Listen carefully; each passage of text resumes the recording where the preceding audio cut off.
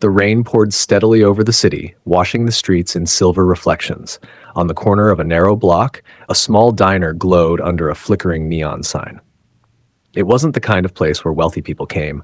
Its cracked windows, faded posters, and creaking door told the story of a place that had survived only because the working class needed somewhere cheap to eat. A man stepped out of a parked car across the street. His jeans were worn, his shirt plain, his sneakers scuffed. He looked ordinary, tired, maybe even broke. Nobody could guess that under this disguise was Jonathan Wilson, one of the richest men in the state. A billionaire who owned half the glass towers glittering in the skyline, but tonight he was just another face in the rain. Jonathan pushed open the diner door. The bell above it rang, announcing his entrance, though no one turned to look. A couple of truck drivers ate silently in one corner, and an elderly couple sipped coffee at the counter. The smell of grease and fresh bread filled the air. A young black waiter hurried forward to greet him. His name tag read Michael. His uniform was faded, his shoes worn, but his smile was genuine. "Evening, sir. Welcome in. Would you like a booth?" "That'll be fine," Jonathan answered, keeping his tone casual. Michael led him to a booth by the window. Jonathan slid onto the vinyl seat, its cushion cracked and patched with tape. Michael handed him a menu, though there were only a handful of options. "What can I get started for you?" Michael asked. "Just a cheeseburger and water," Jonathan said. Michael gave a polite nod and left. Jonathan leaned back, watching him move between tables. He noticed how some customers ignored Michael completely. Others snapped fingers or spoke rudely. Michael never lost the calm smile on his face, never failed to answer respectfully. Minutes later, Michael returned with the plate. He placed the cheeseburger in front of Jonathan, setting the water down beside it. As he did, Jonathan noticed a small folded piece of paper slide under the plate. Michael didn't look at him, didn't say anything, just turned and walked back toward the counter. Jonathan's hand froze, his eyes narrowed at the folded paper. What was this? He slipped it quietly into his pocket, choosing not to open it just yet. He bit into the burger. It was greasy, salty, nothing close to the gourmet meals he was used to, but it was good in its own way, comforting. He chewed slowly, glancing at Michael again, trying to understand why a waiter would slip him a secret note. When Michael passed by, Jonathan asked casually, "How long have you worked here?" 4 years, Michael replied. His voice carried a tired warmth, the sound of someone used to long hours. "It's not easy, but it pays the bills. I'm saving up for my boy. I want him to have a chance I never had." Jonathan looked up. "How old is he?" 7. Smart kid, loves books, says he wants to be a doctor one day. A flicker of pride crossed Michael's eyes, though it was mixed with exhaustion. "I just hope I can get him through school." Jonathan fell silent, staring at the half-eaten burger. Michael walked away, still smiling as he cleared another table. Jonathan finally pulled out the note. His fingers unfolded the paper slowly. The words were written in rushed, uneven handwriting. "Help me." Jonathan's pulse quickened. He read the words twice. His first instinct was confusion. Was it a mistake? Some kind of prank? But no, Michael had slipped it intentionally. He looked up at Michael again. From a distance, the waiter seemed calm, pouring coffee for the elderly couple, but his hands trembled slightly as he held the pot. Jonathan noticed. Nobody else would have. Questions filled Jonathan's mind. What kind of trouble was Michael in? Why would he ask a stranger for help? Did he think Jonathan was just another customer, someone safe enough to trust? Jonathan folded the note back and slipped it into his pocket. He wasn't sure what to do yet, but he knew one thing. The night had changed. He had come here for an experiment, to see how people treated him without his wealth. Instead, he had stumbled into someone else's hidden struggle. The rain outside grew heavier, streaking the glass beside him. Inside, Jonathan watched the man who had written "Help me," wondering what danger lived behind that tired smile, and why he, of all people, had been chosen to see it. And though Jonathan didn't know it yet, this note was about to change his life forever. Jonathan sat silently in the booth, the words "help me" burning in his pocket. The note felt heavier than gold, heavier than any business deal he had ever signed. He glanced again at Michael, who continued working as if nothing had happened. When Michael passed by, Jonathan looked up and said quietly, "Can we talk? Somewhere private?" Michael froze for a second. His smile flickered, then returned. He nodded. "End of my shift. 15 minutes." Wait here." Jonathan finished his burger slowly, watching the clock tick down. The storm outside roared louder, thunder rolling across the sky. The diner emptied until only a few stragglers remained.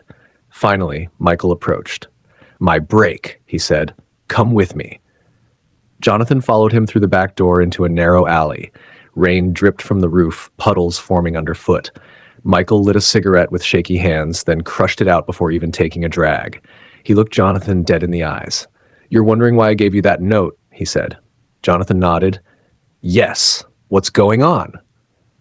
Michael hesitated, his voice dropping. "I don't know who to trust anymore. But when you walked in, you didn't treat me like trash. You looked me in the eye. That was enough for me to take a chance." "Take a chance on what?" Jonathan asked. Michael leaned closer. "I owe money. Dangerous people. They threaten my son. If I don't pay them soon, they'll come for him." His voice cracked. "I've been working double shifts, triple shifts, but it's never enough. I don't have anyone else to ask, so I wrote that note. Desperate. Stupid. Maybe. But I had to try." Jonathan felt a chill run through him. He thought about the child Michael had spoken of, the boy who wanted to be a doctor, a boy whose only crime was being born to a father drowning in debt. "How much do you owe?" Jonathan asked. Michael hesitated.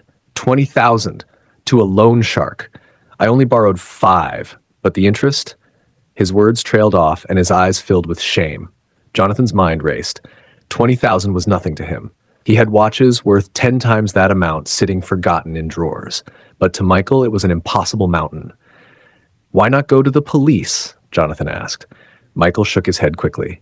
"They don't care, and if they did, it would only make things worse. These men, they don't forgive." Jonathan studied him carefully. The rain splashed down, and for the first time in years, Jonathan felt something real. Fear for another man, anger at injustice, a surge of responsibility. "What if I could help?" Jonathan said slowly. Michael's eyes narrowed. "Help how? You're just a customer. You don't know me. Why would you even care?" Jonathan paused. His disguise suddenly felt like a prison. He wanted to reveal the truth, but he held back. Not yet. Instead, he said, because no father should have to live like this. No child should be threatened for money. Michael's lips trembled. He turned his face away, blinking back tears. "I don't expect miracles. I just want my boy safe." Jonathan placed a hand on his shoulder. "Meet me tomorrow. Same place. Bring whatever proof you have. Names, numbers. Let me see what I can do." Michael looked at him, uncertain, but finally nodded.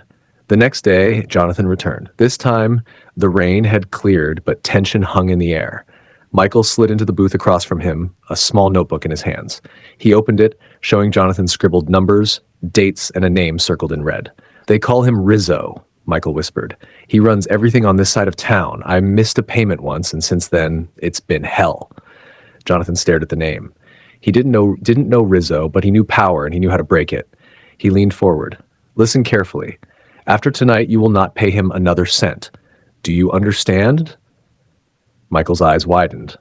"But no," Jonathan cut him off. "I'll take care of it. Focus on your son. Take him to school. Be a father. Let me handle the rest." Michael shook his head in disbelief. "Why are you doing this? You don't even know me." Jonathan finally exhaled.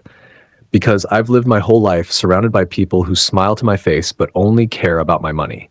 Last night, you slipped me a note instead of slipping me the bill. You trusted me when you didn't even know who I was.